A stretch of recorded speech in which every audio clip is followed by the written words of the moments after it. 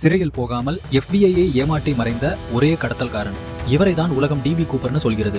திருடனாக இருந்தாலும் அமைதியால் அனைவரையும் கவர்ந்த மனிதர். அது சரியா நவம்பர் 24, 1971 அன்று மதியம் டான் கூப்பர் என்று தன்னை அழைத்துக் கொண்ட ஒரு அடையாளம் தெரியாத நபர் ஒரிகானின் போர்ட்லாண்டில் உள்ள நார்த் வெஸ்ட் ஓரியன்ட் ஏர்லைன்ஸ் கவுண்டரை அணுகினார். வாஷிங்டனின் சியாட்டிலுக்கு விமானம் 305 ஒரு டிக்கெட்டை வாங்கிறார்.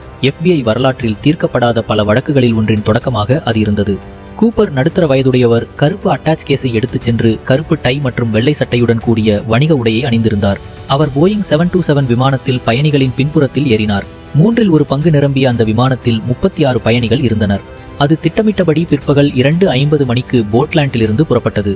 கூப்பர் போர்பன் மற்றும் சோடாவை ஆர்டர் செய்தார். பிற்பகல் 3 மணி அளவில் கூப்பர் விமான பணிப்பெண்களில் ஒருவருக்கு ஒரு துண்டு சீட்டை கொடுக்கிறார். நேர்த்தியான பெரிய எழுத்துக்களில் அச்சிடப்பட்ட அந்த துண்டு சீட்டில் அவர் தனது பிரீஃப்கேஸில் ஒரு வெடிகுண்டு வைத்திருப்பதாகவும் பணிப்பெண் தன்னுடன் உட்கார வேண்டும் என்றும் அவர் விரும்பினார் என்றும் குறிப்பிடப்பட்டிருந்தது. அந்த பணிப்பெண் பாத்தீங்கன்னா ஏதோ அவருடைய தொலைபேசி எண் தான் எழுதி கொடுக்கிறார் அப்படின்னு நினைத்து அதை திறக்காமல் தன் பணப்பையில் போட்டாள்.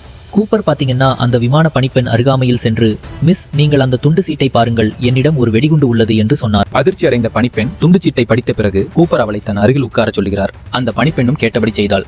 கூப்பர் தனது பிரீஃப்கேஸை திறந்து சிவப்பு காப்பு பூசப்பட்ட கம்பிகளில் இணைக்கப்பட்ட 8 சிவப்பு சிலிண்டர்கள் மற்றும் ஒரு பெரிய உருளை பேட்டரியால் ஆன குண்டை காட்டினார். பிறகு அவர் அவளிடம் சொன்னதை எழுதி வைக்கும்படி கோரினார். அந்த குறிப்பின்படி விமானம் சியாட்டிலில் வந்தவுடன் எரிபொருள் நிரப்ப வேண்டும் என்றும் மேலும் $2,00,000, 4 பேராசூட்டுகள் மற்றும் ஒரு எரிபொருள் லாரி ஆகியவற்றை அவர் விரும்பினார். பணிப்பெண் குறிப்பை கேப்டனிடம் கொடுத்தார். விமானி வில்லியம் ஸ்காட் விமான போக்குவரத்து கட்டுப்பாட்டை தொடர்பு கொண்டார். அது உள்ளூர் மற்றும் மத்திய அதிகாரிகளுக்கு தெரிவித்தார். பிறகு சிறிய இயந்திர கோளாறு காரணமாக சியாட்டிலுக்கு அவர்கள் வருவது தாமதமாகும் என்று மற்ற பயணிகளுக்கு தவறான தகவல் வழங்கப்பட்டது.